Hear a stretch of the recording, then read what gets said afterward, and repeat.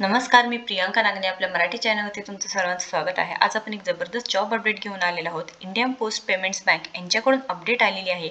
आपण संपूर्ण माहिती या व्हिडिओद्वारे बघणार आहोत, ज्यामध्ये सॅलरी किती आहे, त्यानंतर इथे ॲप्लिकेशन कसं करायचं आहे, वयोमर्यादा काय आहे, संपूर्ण डिटेल्स आपण या व्हिडिओमधून बघून घेणार आहोत. इंडियन पोस्ट पेमेंट्स बँक याचे PDF सुद्धा आहे, ते सुद्धा आपण 5 मिनिटात समजून घेणार आहोत. इथे कोण कोण अर्ज करू शकतं, त्याच्यानंतर इथे अनुभवाची गरज आहे का नाही, अर्जाची फी आहे का नाही, त्याच्यानंतर अधिकृत वेबसाईट कोणती आहे, लास्ट डेट काय आहे, अर्जाची फी काय आहे, ही सर्व माहिती आपण बघून घेणार आहोत. त्याआधी तुम्ही जर आपल्या चॅनलवरती नवीन असाल किंवा पहिल्यांदाच आला असेल तर नक्कीच आपल्या चॅनलला सबस्क्राईब करा, कारण आपण दररोज वेगवेगळे जॉब अपडेट्स बघतो, जसे की गव्हर्नमेंट रिलेटेड जॉब्स असू द्या, प्रायव्हेट जॉब्स असू द्या, पार्ट टाइम जॉब्स असू द्या, कोणत्या योजनाच असू द्या, नक्कीच आपल्या चॅनलवरती अपडेट असतात. सो नक्कीच आपल्या चॅनलला सबस्क्राईब करा. चला तर आजची जी सविस्तर माहिती आहे बघून घेऊयात. So recruitment of vacancies in scale 3rd, 5th and 6th और 7 ऑन रेग्युलर बेसिस सुरू झालेला आहे. ॲप्लिकेशन ऑलरेडी भरण्यास सुरुवात झालेली आहे. 20 जुलै 2024 सकाळी 10 वाजल्यापासून ऑनलाईन रजिस्ट्रेशन ऑफ ॲप्लिकेशन सुरू झालेली आहे. लास्ट डेट 9 ऑगस्ट 2024 आहे, लक्षात घ्या. ऑनलाईन फी पेमेंट पण या टाईममध्येच तुम्हाला किंवा या डेजमध्येच भरून घ्यायचं आहे. Last date for printing your application 24 August 2024 असणार आहे. तुम्ही जर ऑलरेडी रजिस्टर्ड असाल तर तुम्हाला इथे डिरेक्टली रजिस्टर करता येणार आहे, else click here for new registration करावं लागणार आहे. त्याच्यानंतर इथे PDF आहे, आपण ते सविस्तरपणे बघून घेऊया. 12 पानी PDF आहे. रिक्रुटमेंट ऑफ वॅकन्सीज सांगितलेले आहे, वेगवेगळ्या स्केलमधून आहे, वेगवेगळे पदं आहेत. Overall, India having 650 branches all over India, which aims to utilize all of India's. आता हे पोस्ट ऑफिस आहे, त्याची पूर्ण माहिती दिलेली आहे. त्यानंतर इथे Indian post payments bank limited यामध्ये कोणत्या कोणत्या जागा आहेत किंवा पोस्ट आहे ते बघून घेऊयात. सो इम्पॉर्टंट डेट्स बघितलेले आहे आपण, जसं की 20 जुलै 2024 सकाळी 10 वाजल्यापासून ते 9/8/2024 पर्यंत हे ऑनलाईन तुम्ही सबमिशन करू शकता. यामध्येच तुम्हाला फीज सुद्धा भरून घ्यायची आहे. Eligibility criteria, the age and the post qualification असणार आहे. आता 1 बाय 1 बघून घेऊया. इथे MMGS 3rd senior manager 26 to 35 years असणार आहे. एज क्रायटेरिया 26 ते 35 वर्ष. Post qualification work experience officer 6 इयर्सचं असणार आहे. त्याच्यानंतर assistant general manager 32 to 45 years असणार आहे. 32 ते 45 वर्ष. 12 इयर्स इथे एक्सपिरियन्स लागणार आहे. डेप्युटी जनरल मॅनेजर आहे, जनरल मॅनेजर आहे, असे वेगवेगळे वयोमर्यादा ज्या त्या पदानुसार असणार आहे. आता इथे details of number of vacancies including backlog reserve vacancies दिलेले आहेत, ज्यामध्ये डिपार्टमेंट आहे finance technology, information security, product, internal audit, operations असे वेगवेगळे आहेत. आणि टाईप ऑफ एम्प्लॉयमेंट असणार आहे रेग्युलर, ज्यामध्ये DGM फायनान्स आहे, designation general manager, assistant general manager, त्याच्यानंतर इथे IT मध्ये आहे, मॅनेजमेंट आहे, असे वेगवेगळ्या ब्रांच वाईज वेगवेगळ्या डिपार्टमेंट्स इथे वेगवेगळे पदं दिलेले आहेत. नंबर ऑफ वॅकन्सीज इथे दिलेले आहे.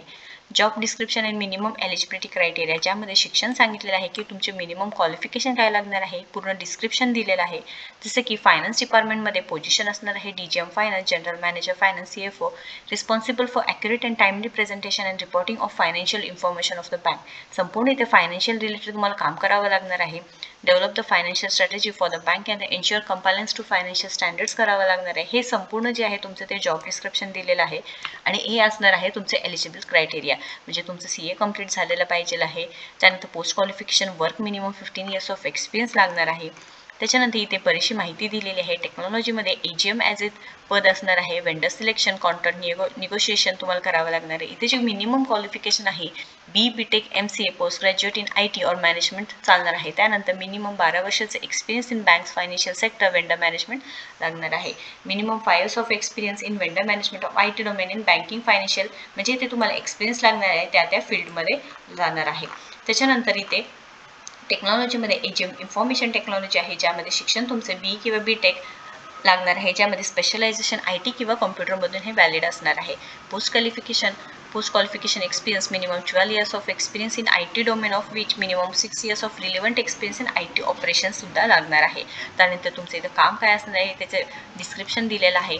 त्याच्यानंतर इथे सिनियर मॅनेजर दिलेला आहे. BSc इन इलेक्ट्रॉनिक्स फिजिक्स तुमचं झालेलं पाहिजे आहे. कॉम्प्युटर सायन्स और इन्फॉर्मेशन टेक्नॉलॉजी और BTech तुमचं झालेलं हवं आहे. BTech और BE electronics, information technology, computer science और MSc electronics physics, applied electronics. आता इथे सर्टिफिकेशनसुद्धा लागणार आहे, ज्यामध्ये तुम्हाला सायबर लॉ सर्टिफिकेशन्स आहे, cyber security certification will be preferred. इथे कमीत कमी 6 वर्षाचा experience in IT domain in banking और electronic payment services industries mandatory, हे सुद्धा मेन्शन केलेलं आहे. नेक्स्ट पद आहे ते इंटरनल ऑडिटमध्ये आहे. Senior manager minimum qualification BSc in electronics, computer science, information technology और BE-BTech तुमचं कंप्लीट झालेलं आहे. इथे जे ब्रांच मेन्शन केलेलं आहे ते इलेक्ट्रॉनिक्स किंवा कम्प्युटर सायन्स और इन्फॉर्मेशन टेक्नॉलॉजी म्हणजे IT झालेलं पाहिजे किंवा MSc तुमचं कंप्लीट झालं असेल तरी चालेल. सर्टिफिकेशन लागणार आहे. मिनिमम 6 वर्षाचे एक्सपिरियन्ससुद्धा लागणार आहे. त्यानंतर senior manager products and solutions, minimum education qualification any graduate with MBA 2 years और इक्विव्हॅलंट. इथे तुम्हाला MBA कंप्लीट झालेलं पाहिजे आणि पोस्ट क्वालिफिकेशन वर्क एक्सपिरियन्ससुद्धा मेन्शन केलेला आहे. हे सुद्धा तुम्ही एकदा चेक करून घ्यायचं आहे. त्याच्यानंतर जे पद आहे senior manager ATM operations, minimum qualification graduate कोणत्या ह्याच्यातून चालले तर चालेल आणि सर्टिफिकेशन पाहिजेलं आहे. त्यानंतर इथे जनरल इन्स्ट्रक्शन्स दिलेलं आहे. तुम्हाला कमीत कमी 60% मार्क्स पाहिजेलं आहे हे सुद्धा सांगितलेलं आहे. Selection process will be made on the basis of interview. तुमचे इंटरव्ह्यूद्वारा तुमचं सिलेक्शन प्रोसेस होईल. However the bank reserves the right to conduct assessment किंवा ग्रुप डिस्कशन ऑनलाईन टेस्ट सुद्धा होऊ शकतो. इन ॲडिशन द इंटरव्ह्यू हे सुद्धा सांगितलेलं आहे. त्यानंतर ॲप्लिकेशन फी दिलेली आहे बघा. SC ST PWD यांना 150 रुपये फी असणार आहे आणि बाकी सर्वांना 750 रुपीज फी असणार आहे हे सुद्धा सांगितलेलं आहे. रिझर्वेशन अँड रिलॅक्सेशन सांगितलेली आहे. त्याच्यानंतर इथे पे स्केल सुद्धा तुम्ही इथे चेक करू शकता. वेगवेगळे स्केल वाईज इथे पे स्केल म्हणजे सॅलरी तुम्हाला इथे किती वेतन किती भेटणार आहे हे सुद्धा माहिती दिलेली आहे. तुम्हाला ऑनलाईन ॲप्लिकेशन करायचं आहे. तुम्हाला लास्ट डेट दिलेली आहे 9 ऑगस्ट 2024. ऑलरेडी ॲप्लिकेशन भरण्यास सुरुवात झालेली आहे. निवड प्रक्रिया मुलाखतीद्वारे होऊ शकतो. त्याच्यानंतर जे बेसिक वेतन आहे ते 34,700 म्हणजे 34,700 पासून सुरुवात आहे. जनरल OBC EWS बाकीच्यांना सर्वांना 750 फी असणार आहे. SC ST PWD ला 150 रुपये फी असणार आहे. काही क्वेश्चन असेल अडचण असेल तर नक्कीच कमेंट बॉक्समध्ये विचारा. व्हिडिओ जर आवडला असेल तर नक्कीच लाईक करा, शेअर करा, आपल्या चॅनलला सबस्क्राईब करा.